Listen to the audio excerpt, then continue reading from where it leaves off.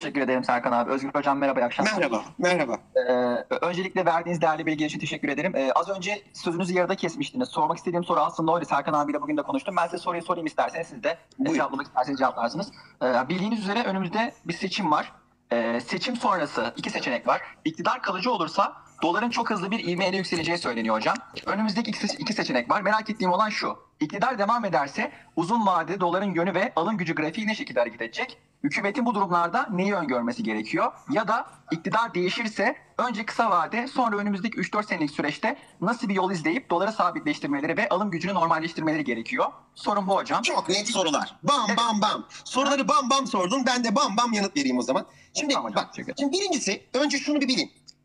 Bir akademik çalışmadan bahsedeceğim size. Şimdi şöyle bir şey yapıyorlar. Gidiyorlar dünyanın en iyi bu para birimlerini tahmin eden beyaz yakaları takip ediyorlar. Ve onlara böyle işte bir haftalık, bir günlük, bir haftalık, bir aylık, bir yıllık tahminleri soruluyor. Ve sonra işte ya artar ya düşer diyor mesela pound dolar. Ya artar ya düşer. Euro dolar ya artar ya düşer. Dolar TL ya artar ya düşer. Neyse. Bu tahminleri soruluyor. Sonra bir de yazı tura diye düşünün bunu. Random number generator var ama yazı tura atıyorlar işte. Yazı gelirse artar, tura gelirse düşer diye düşünün. Ne çıkıyor biliyor musunuz? Sıkı durun şimdi. Kısa vadede böyle bir günlük, bir haftalık, bir aylık tahminlerde uzmanlar kesinlikle çok daha kötü yapıyorlar. Yazı turaya göre. Ya şaka gibi. Yani yazı tura atsanız daha iyi bir durum söz konusu. Çok acı bir şey aslında bu. Ama uzun vadede insan tahminleri daha iyi olmaya başlıyor. Tabii bunun nedeni var. Bunun bir sürü bilimsel nedeni var. Oralara girmeyeceğim. Şimdi bunu bir söyleyeyim ilk önce. Bu soruda yanıt vermeden önce. Şimdi gelelim soruda yanıta. Birincisi dolar TL. Ben hatta bir tane tweet de attım. Dolar TL'nin seviyesini biz neye göre şey yapıyoruz? Bununla ilgili bir sürü formül var. Ama formüllerden bir tanesi şudur. Dolar TL'ye mi bakıyorsun kardeşim? Dolar nerenin para birimi? Amerika'nın. TL nerenin para birimi? Türkiye. Burada no arbitraj ilkesi diye bir ilke vardır. O da şudur.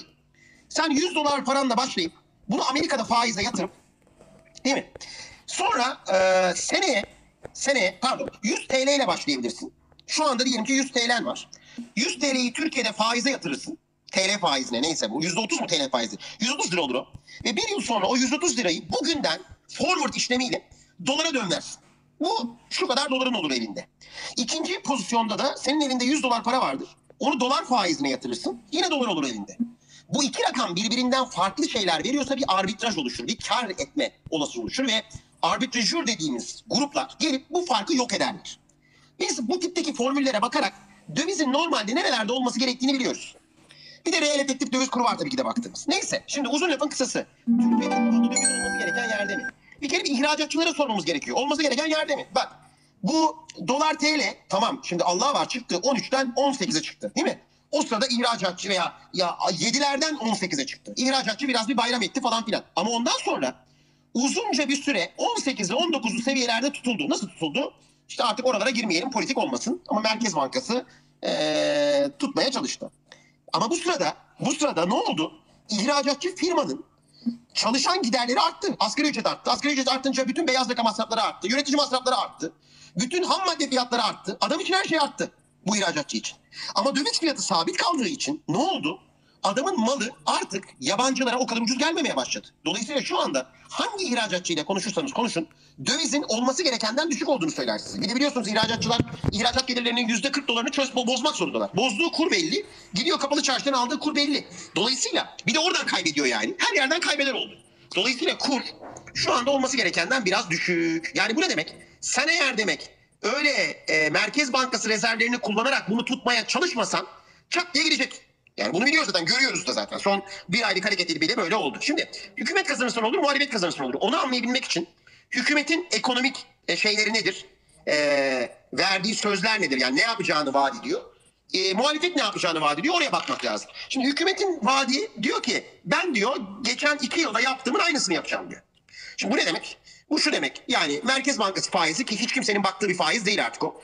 %8, 8,5 sizin için bir şey ifade ediyor mu? Etmiyor. Alakası bile yok. Kimsenin oradan kredi aldığı falan diyor. Böyle bir şey yok. O benim bir videom var. Lütfen onu dinleyin. Faiz yalanı diye. O videoda tane tane açıklamışım. Politika faiz denen şey Merkez Bankası'nın bankalara verdiği paradan aldığı faiz. Merkez Bankası ile bankalar arası bir faiz o. Alakası bile yok sizinle. Şu anda kredi faizleri %40'ın üzerinde tüketici kredi faizleri alabiliyorsan eğer. O da alabiliyorsan eğer. Şimdi diyor ki hükümet aynısını yapacağım. Bu ne demek? Faizi ben burada tutacağım. Tuttum. Döviz talebi var. Onu ne yapacaksın? Döviz talebini kanun maddeleriyle işte şirketlere diyeyim ki dövizini bozduracaksın. Şu saatten sonra alma. Bu saatten önce bilmem ne yapma. İyi de bu bir yere kadar, kanunlarla bunu bir yere kadar sürdürebilirsin. Eğer onu bu şekilde tutmaya çalışırsa bence tutulamaz. Yani bir noktadan sonra kendini olması gereken yere doğru atar. Onu söyleyeyim. Peki muhalefet gelirse bu nasıl olur? Orada da şöyle yorumlar var. İşte muhalefet gelince efendim değişimin rüzgarıyla beraber her şey düşecek. Böyle öyle abuk sabuk şeyler duyuyorum ki dolar 11'e düşecek. Yok kardeşim öyle bir şey olur mu? Zaten öyle bir şey olursa ekonomi durma noktasına gelir Türkiye'de. Bu tipte insanlar genelde ekonomi bilmeyen, ekonomi finans bilmeyen, kulaktan dolma bilgilerle konuşan insanlar. Yalnız muhalefet geldiğinde de bir artış olacak olsa bile orada şöyle bir fark var. Diyor ki ben diyor Merkez Bankası'nı diyor bağımsız yapacağım. Bağımsız para politikasına geçeceğim. Bu ne demek? Faizlerin artışı demek. O ne demek? Dövizin oradan bir darbe yemesi demek. Ama aşağıdan da bir talep geliyor olacak. Aşağıdan bir talep geliyor. Dövizi yukarı ittiriyor olacak.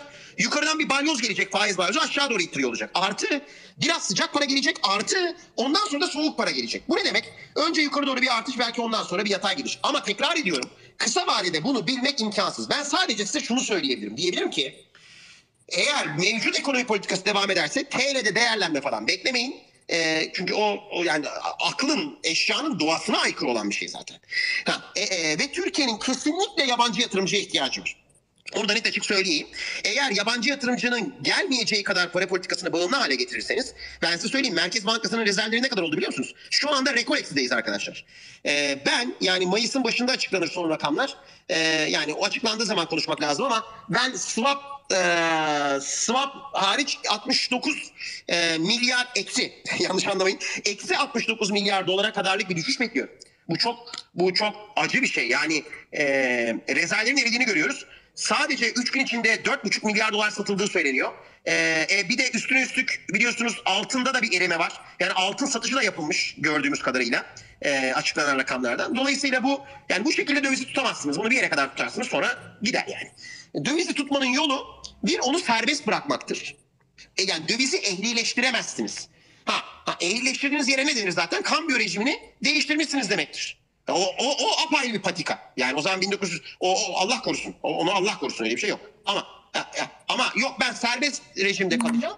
Böyle kanunlarla baskı yapmayacağım ama yine de bu dövizi ehlileştireceğim. Ehlileştiremezsin dövizi. Öyle bir şey yok. Serbest bırakacaksın ve yabancı yatırımcı gelmesinin önünü açacaksın. Yabancı yatırımcı da nereye gelir? Liyakata gelir. Yabancı yatırımcı öngörülebilirliğe gelir arkadaşlar. Onu da net bir şekilde söylemiş olalım. Evet, buyurunuz.